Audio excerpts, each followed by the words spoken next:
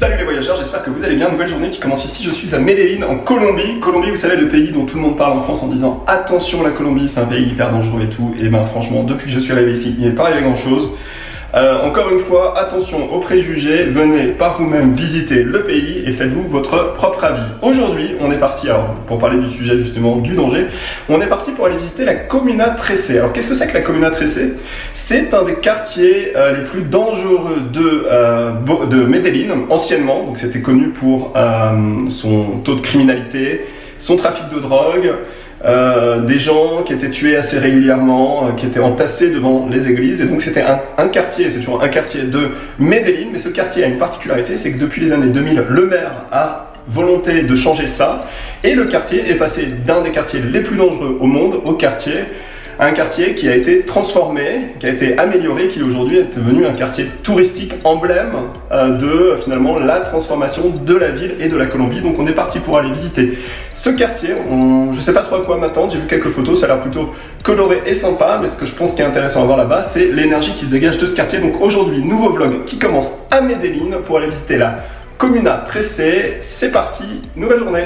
Allez, ce midi on va manger dans un restaurant vénézuélien, on va voir la différence entre la cuisine vénézuélienne et la cuisine colombienne, et ça a l'air déjà très bon. Ça c'est le drapeau du Venezuela avec la carte du Venezuela aussi. On commence par une soupe, sopa de... Allez, avec la soupe, un petit citron, et on presse ce petit citron. Ensuite du repas avec Josber, qui est del Venezuela.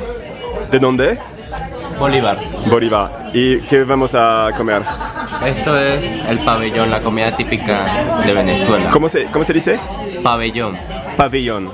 ¿Y qué es adentro? ¿Es como arroz? Arroz, carne mechada, Sí. huevo, Sí. plátano, Sí. caraotas negras. Como aquí le dicen en Colombia, frijoles negros. Sí, sí, sí. ¿Francés es flageolet? Esta es carne salteada con ensalada rallada, Sí. arroz y tajada. Sí. ¿Cuál es la mejor comida del mundo? La venezolana. Voilà, Uber commandé. On est parti pour prendre le Uber.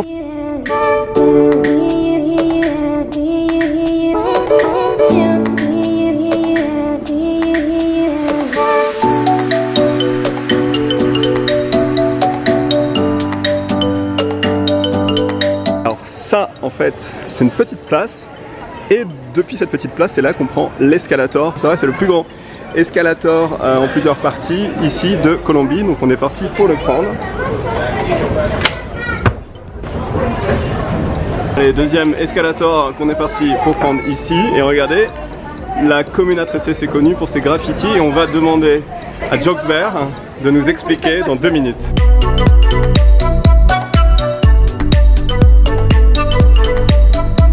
Troisième partie de l'escalator. Et en plus, regardez, dans la Comuna 13, c'est devenu très moderne. Signe de la transformation, il y a le Wi-Fi gratuit. Quatrième partie de l'escalator. Je pense qu'on est bientôt en haut. Bientôt. Et on commence à avoir une vue intéressante de Medellín. Regardez. Voilà, et on arrive en haut. Tout en haut.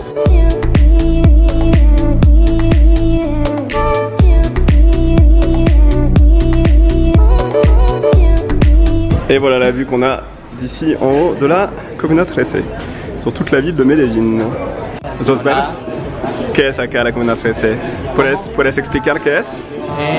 Esto era un barrio antes, 20 años atrás, era un barrio muy peligroso. Sí. Ahora es como un lugar más turístico, más arte. Sí. Recientemente, bueno, la alcaldía hizo unas escaleras como para motivar más el turismo. Sí.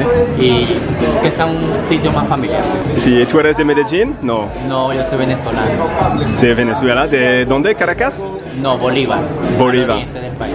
Ah, ¿y qué haces acá? La situación está muy difícil, la economía. Para explicar rápido por qué, ¿cuál es el problema? No hay abastecimiento de comida, las medicinas están muy caras, todas las cosas están muy costosas, cuesta mucha plata comprar ahorita. Sí, ¿y tu familia es en Venezuela, sí? Sí. Y por ejemplo, yo pienso que hay mucho de gente de Venezuela, es como un millón acá en Colombia. Sí. Y es No hay más. ¿Más? Por ejemplo, el millón que te dicen es solo los reflejados que están en la frontera, los que tienen documentos. Sí, sí, sí. Pero han pasado mucho más sin documentación. Sí, eso es como más que 1 millón. Mucho más. Mucho más. ¿Y te gusta de vivir acá? ¿Es Sí. fácil, difícil? Bueno, ahorita no es tan fácil, porque como soy inmigrante tengo que tener todos los papeles.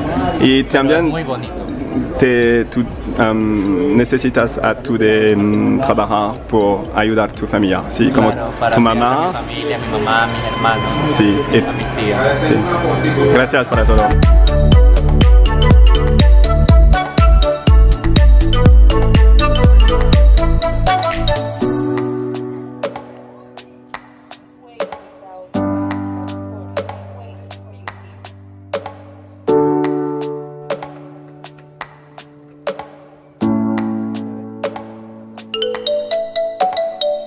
Bon, me voilà en fait en haut de la Comuna 13C. Donc, comme l'expliquait Joxbert, la Comuna 13C c'est quoi? C'est un ancien quartier qui est un des quartiers les plus dangereux, qui a été un des quartiers les plus dangereux au monde ici, qui a été transformé par le maire il y a une vingtaine d'années en fait, qui fait de ce quartier aujourd'hui un des quartiers touristiques de la ville et qui est un petit peu l'exemple de la transformation urbaine en fait d'un quartier dangereux en un quartier touristique avec plein de formes d'art et plein d'initiatives intéressantes de danse et de choses comme ça. Donc les gens aujourd'hui vivent du tourisme ici et c'est ça qui est intéressant, c'est cette transformation et le fait qu'aujourd'hui on peut visiter le quartier. C'est aussi la preuve qu'avec les années, à force d'initiatives, de bonnes initiatives, on arrive à faire d'un quartier dangereux un quartier sûr, alors qui n'est pas le quartier le plus riche au monde, mais qui reste un quartier intéressant de par sa transformation. On est parti pour continuer la visite.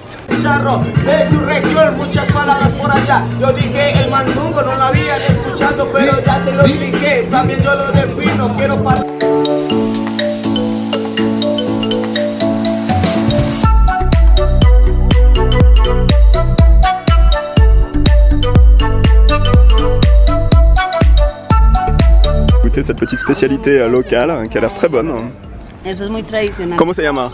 Se llama solteritas. Teritas. Solteritas. Solteritas.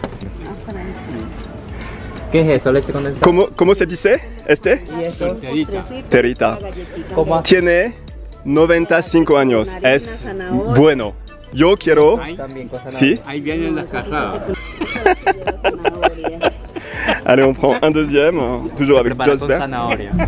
Esto lo hacen con zanahoria y le echan leche condensada. Ok, Es como una galleta, ok, con un pudín, por decir asílo, ok, pero de zanahoria. ok, vamos. Bueno, sí, Maicena regada. sí. ¿Y cómo te llamas? Yo soy José. Rose. C'est parti pour aller dans la petite maison ici du monsieur qui nous a invités à venir chez lui. Ahí hay dos. No, tranquila. Tranquilo. Entonces Ça, c'est la vue qu'on a de la petite maison des deux personnes. La dame a 85 ans, le monsieur a 95. Voilà, je viens de finir la visite de la Comuna 13. Alors, le quartier est intéressant à visiter pour toutes les initiatives artistiques. C'est vrai que du coup, il y a beaucoup de graffiti et des choses comme ça. Si vous aimez ça, c'est cool à voir. Il y a un petit peu de nourriture de rue, c'est sympa aussi. Il y a eu beaucoup de transformations. C'est vrai que le quartier maintenant est passé d'un quartier très dangereux à un quartier sûr.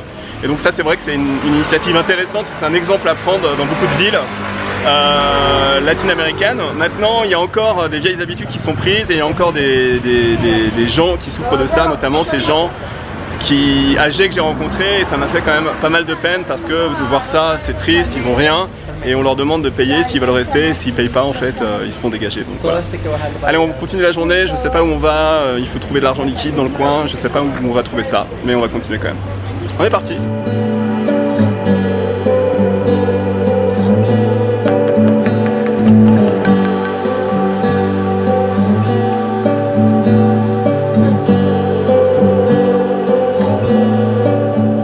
Et voilà, la journée s'arrête sur cette vue de Medellín.